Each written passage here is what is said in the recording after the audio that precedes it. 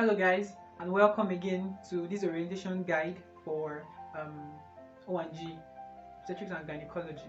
If you've not seen the other parts, which is for pediatrics, and a general layout of 500 level, you can just take a look at that before you continue with this particular tip. My name is Dr. Peter. My friends call me Dr. Piero. I'm a member of the Optimal Generis class of ILOMSA. So let's talk about O&G. Now, typically, O&G, there will be O&G 1 and O&G 2. O&G 1 is an 8-week program, and then O&G 2 is also an 8-week program.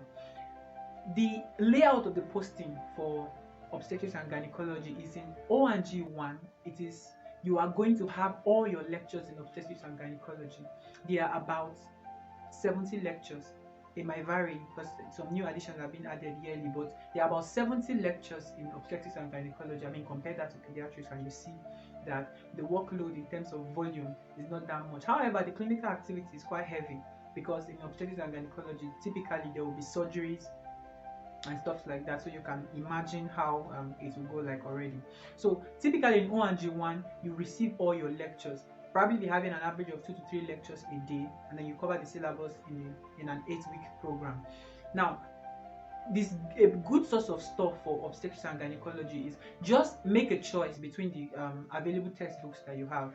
There is the yellow text, Principles and Practice of Obstetrics and Gynecology by Agbola, which is a very popular African book, which is really interesting. There is 10 teachers, there's current, but as I always say, the textbook does not matter. It's the students reading the textbook that matters. Learning is not your perfectly highlighted text or even materials that are in your head.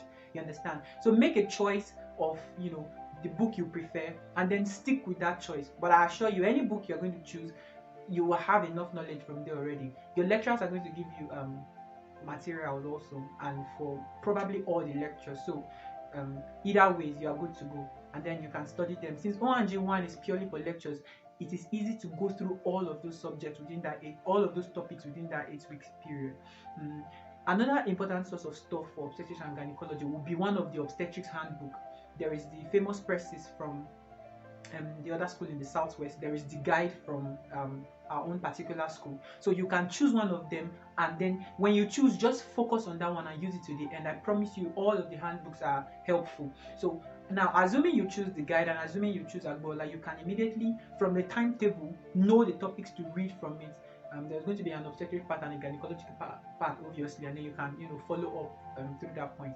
Now, for obstetrics 1, like for O&G 1, the exam is purely an MCQ exam, and there will be about 100 questions for you to do in 2 hours or thereabout. The time is adequate, and the posting is adequate. For knowledge from your posting is going to be adequate to and suffice for the exam. This is a special tip. In 10 teachers, there's a collection of questions for both gynecology and obstetrics. Now, about 20 questions we've noticed that have been very recurrent from 10 teachers in our MCQs. You do yourself good favor if you actually pick those ones, check out the answer so that it will be walkover. At least when you take out 20 preformed questions, if you see 20 questions before the exam, you only have 80 more questions to struggle with in the exam hall. Rest assured, the exam is going to be from the syllabus, and the possibilities are endless. We've seen high 70s even in the MCQ for O&G 1. There is still negative marking anyway, so you should just be conscious of that even while you go for the exam. So O&G 1, not a walk through the park. I hope obstetricians don't see this. Now, for O&G 2 is a purely clinical posting. This is where your logbook. This is another very important logbook in medical school. The logbook is going to weigh 10 marks for your preamble. I guarantee you this. Now, obstetrics and gynecology 1 is 40% of your preamble. Obstetrics and gynecology 2 weighs more and is a clinical posting. The exam you're going to be taking in O&G 2 is a traditional exam. What that means is that one of the days you are going to do short case and long case. In the short case, in the long case, you have to clerk a patient, from beginning till the end, and present that patient with the examiner, and at the end of that case you discuss management. And if for example your long case is an obstetric case, that means you get a pregnant client, then at the end of that discussion you probably have other questions from gynecology. Now, if your long case is a gynecological case, at the end of the day, you have some discussions to obstetrics. But at the end of the day, you are going to have two parts of that traditional exam, and it's going to be a traditional exam, meaning you are going to simulate what you are going to do in real life as a medical doctor. In all, you will get to know that coming to clinic, especially antenatal clinic, booking clinic, and all that, is a very, very important part of obstetrics and gynecology.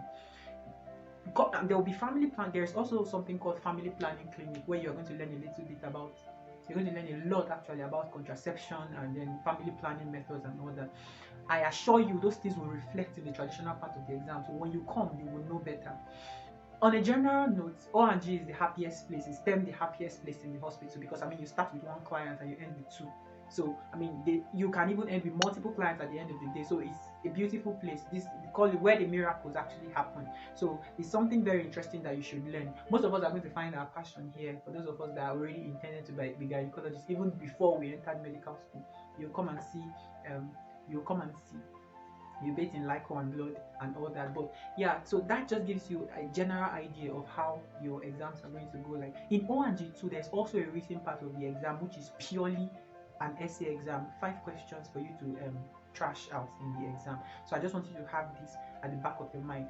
For clinical postings, there are no revision periods, so your exam is going to be on the last week of the 8 weeks program. By now, I'm sure you'll be very familiar with that already. Now, putting O&G1 and O&G2 together, after a 2 weeks period of perinatology and a 2 weeks period of revision, at the end of your 500 level, you will have your MB. Now, in the MB, things will be a little bit different. To be a little bit different. Obstetrics and gynecology will now feature a 5-phase exam, where you are going to be having picture tests, where you're going to be having OSCE, which stands for OSCE, Objectively Structured Clinical Examination, where you'll be having stations, some sort of a simulation of the steeplechase you used to know before, but a little bit, actually a lot different from that. So it's going to be featuring picture tests, vivals, OSCEs, written, essay part of the exam and MCQ part of the exam. So that's why I call it full-fledged medical exam, but that will be at the tail end in your MB. So this gives you a general idea of how your obstetrics and gynecological posting is going to go. It's important to go for clinical activity so that you can fill your logbook and have a reasonable mark at the end of the day. O&G generally is interesting, is beautiful, and will not stress you so much, but apply yourself so you can learn hands-on skills.